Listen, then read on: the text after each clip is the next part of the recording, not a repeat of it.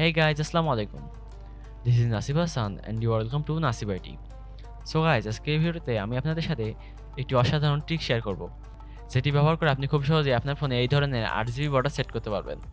So আজকের ভিডিওটা অনেক ইন্টারেস্টিং হয়ে যাচ্ছে। সো ভিডিওটি না টেনে সম্পূর্ণ দেখবেন। সো চলুন মেন ভিডিও শুরু করা যাক। So guys, first of all আমাদেরকে আমাদের স্মার্টফোন থেকে প্লে স্টোরটি ওপেন করে নিতে হবে। সো আমি আমার স্মার্টফোন থেকে প্লে স্টোরটি ওপেন করে নিচ্ছি। সো প্লে স্টোর ওপেন হয়ে যাওয়ার পর আমাদেরকে সার্চ বক্সে ক্লিক করতে হবে। দেন আমাদেরকে এডস লাইটিং কালার এটা লিখে সার্চ করতে হবে। সো দেন আমাদের সামনে এরকম একটি অ্যাপ্লিকেশন চলে আসবে। সো আমরা এখান থেকে এই অ্যাপ্লিকেশনটির উপর ক্লিক করে দিব। দেন আমরা ইনস্টলে ক্লিক করে অ্যাপ্লিকেশনটি ইনস্টল করে নিব। অ্যাপ্লিকেশনটির সাইজ কিন্তু মাত্র 5.4 মেগাবাইট। সো আপনারা দেখতে পাচ্ছেন আমাদের অ্যাপ্লিকেশনটি কিন্তু অলরেডি ইনস্টল হয়ে গেছে। সো আমি এখান থেকে ওপেনে ক্লিক করে অ্যাপ্লিকেশনটি ওপেন করে নিচ্ছি।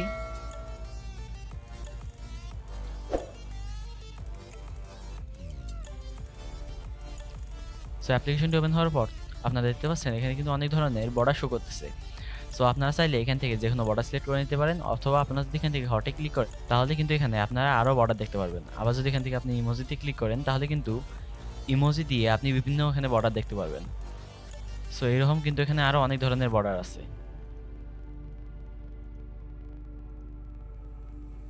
আপনি চাইলে কিন্তু এই লাভ ক্যাটাগরি থেকে এই বর্ডারগুলোকেও সিলেক্ট করতে পারেন। যেমন এই বর্ডারে লেখা আছে আই লাভ ইউ, আপনি এটাও কিন্তু সিলেক্ট করতে পারেন। সো আমি এখান থেকে হটে ক্লিক করে দিচ্ছি। দেন আমি এখান থেকে এই বর্ডারটি সিলেক্ট করে নিচ্ছি। আপনারা কিন্তু চাইলে যে কোনো বর্ডার সিলেক্ট করতে পারেন। সো বর্ডার সিলেক্ট করার পর আমাদের সামনে কিন্তু অ্যাড চলে আসতে পারে। সো আমরা এখান থেকে এই ক্রস বাটনে ক্লিক করে অ্যাডটি স্কিপ করে নিব। সো অ্যাডটি স্কিপ করার পর আমরা এখান থেকে উপরে যে পেন আইকনটি আছে এটাতে ক্লিক করে দেব। দেন আমরা যদি এই বর্ডারে কোনো ধরনের ইমোজি অথবা স্টিকার সেট করতে চাই সেটা আমরা এখান থেকে সিলেক্ট করে নিতে পারি। যেমন আমি যদি এখান থেকে গাছের স্টিকারটা সিলেক্ট করি তাহলে কিন্তু আমার বর্ডারে গাছ চলে আসবে। আবার যদি আমি এখান থেকে এই স্টিকারটা সিলেক্ট করি আমার বর্ডারে কিন্তু এই স্টিকারটা চলে আসবে। আবার যদি আমি এখান থেকে এই প্রজাপতিটা সিলেক্ট করি তাহলে কিন্তু এই আমার বর্ডারে প্রজাপতিটা চলে আসবে। বাট এই প্রজাপতির পাশে যে আপনি একটা লক আইকন দেখতে পাচ্ছেন, এই ধরনের লক আইকন যে ইমোজিগুলোর মধ্যে স্টিকারগুলোর মধ্যে থাকবে সেই স্টিকারগুলো কিন্তু আমরা ইউজ করতে পারবো না। বাট আপনি যদি এই প্রজাপতির স্টিকারটা ইউজ করতে চান তাহলে আপনাকে এখান থেকে ব্যাক করতে হবে। দেন আপনি এখান থেকে নিউয়ে ক্লিক করে দিবেন। দেন আপনি যদি এখান থেকে একটু স্ক্রল ডাউন করেন তাহলে কিন্তু আপনি এখানে দেখতে পাচ্ছেন এখানে কিন্তু একটা প্রজাপতির অনেক সুন্দর একটা বর্ডার আছে।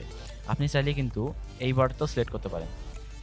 সো আমি এখান থেকে ব্যাক করে আবারও ওই নর্মাল বর্ডারটাতে চলে যাচ্ছি। দেন আমি আবারও এখান থেকে এই পেন আইকনে ক্লিক করে দিচ্ছি। সো দেন আপনারা যদি এখান থেকে স্ক্রল ডাউন করেন, দেন আপনি যদি এখান থেকে ইফেক্টে ক্লিক করে দেন তাহলে কিন্তু আপনি এই RGB লাইটগুলোর মধ্যে আরও কয়েকটি লাইট সেট করতে পারেন এই প্লাস আইকনে ক্লিক করে। আবার আপনি যদি এখান থেকে এই কালারগুলোর পাশে যে মাইনাস আইকনটা আছে এটা যদি ক্লিক করে দেন তাহলে কিন্তু এই RGB লাইটগুলো থেকে এই কালারটা রিমুভ হয়ে যাবে। যেমন আমি যদি এখান থেকে লাল কালারটাকে মাইনাস করে দেই তাহলে কিন্তু আমার ফোনের RGB বর্ডার থেকে লাল কালারটা কিন্তু চলে গেল। আবার যদি আমি এখান থেকে নীল কালারটা রিমুভ করে দেই তাহলে কিন্তু আমার ফোনের ব্যাকগ্রাউন্ড থেকে নীল কালারটাও চলে গেল। আবার যদি আমি এখান থেকে এই তিনটা কালার রিমুভ করে দেই তাহলে কিন্তু আপনারা দেখতে পাচ্ছেন আমার ফোনে যে বর্ডারটা ছিল এই বর্ডারটার মধ্যে কিন্তু শুধু হলুদ কালার দেখাচ্ছে। সো আমি এখানে প্লাস এখানে ক্লিক করে সবগুলো কালার অ্যাড করে নিচ্ছি।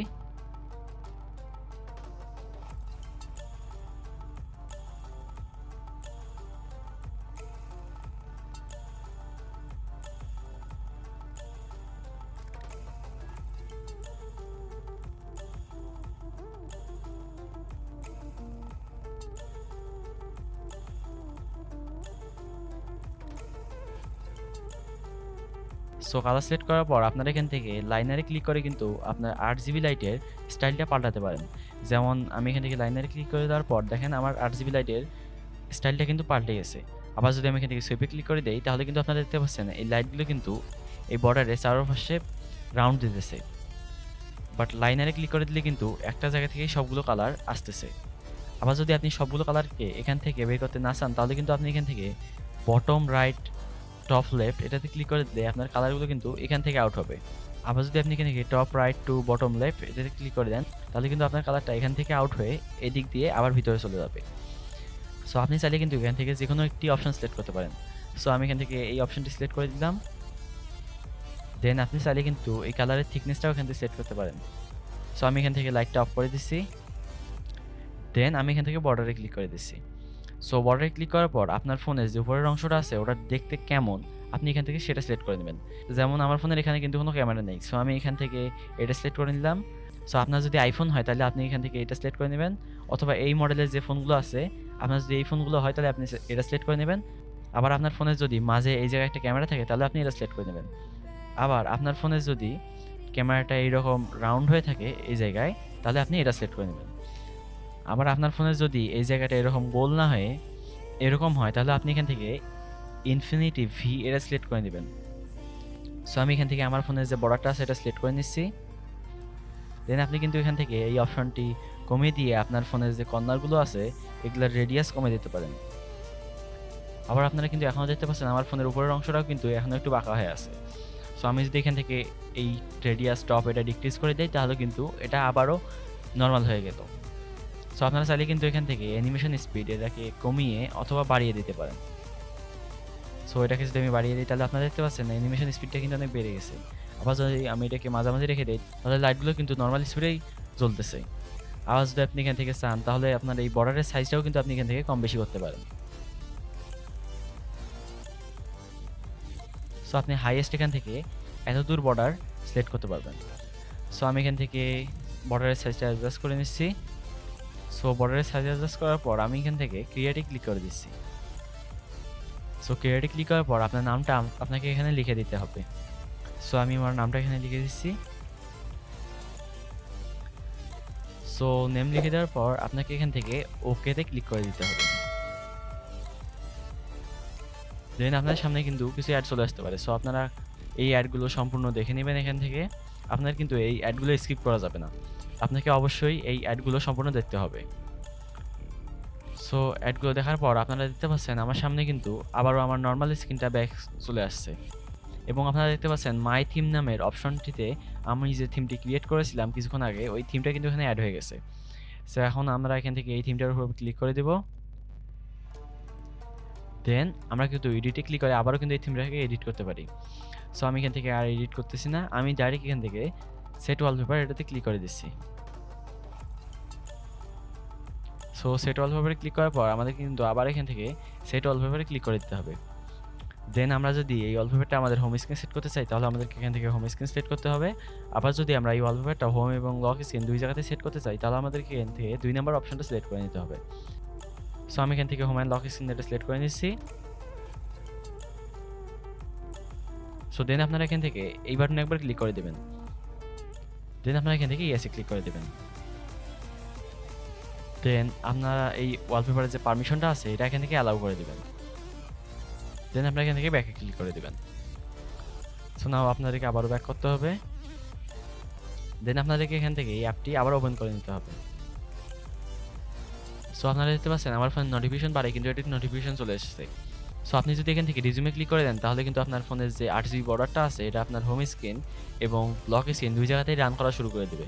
আবার যদি এখান থেকে পজে ক্লিক করে দেন তাহলে কিন্তু এটা রান করবে না, মানে এটা অফ হয়ে যাবে।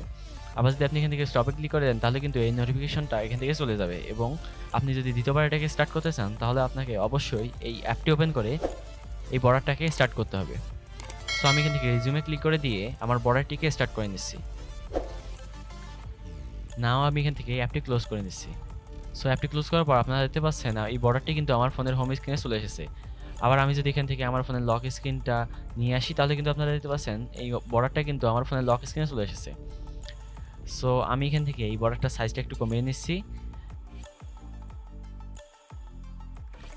দেন আমি এখান থেকে আপডেটে ক্লিক করে দিচ্ছি। সো অ্যাডটি দেখার পর আমি অ্যাপটিকে আবারও ক্লোজ করে নিচ্ছি।